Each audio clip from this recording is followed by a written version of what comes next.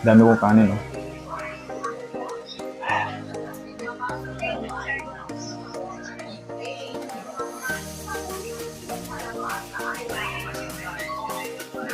Take note mga kegos, hindi to mukbang, oh.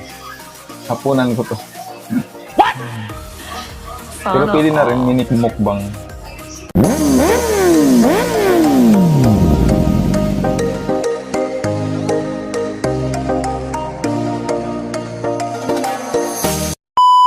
Hi guys! Welcome back to my vlog. It's me again, Rocky Vilgas TV at Tego 695. So yun guys, dahil kakauwi lang natin ng bahay galing trabaho at kailangan natin magsabaw-sabaw dahil medyo umuulan-ulan ang panahon guys. Kaya nagpabili ako ng Lucky Me. 2 piraso guys, lalagyan na lang natin ng itlog. So let's go! Mas masarap kasing kumain guys na may sabaw. Grabe na naman yung karanasan ni Kahigos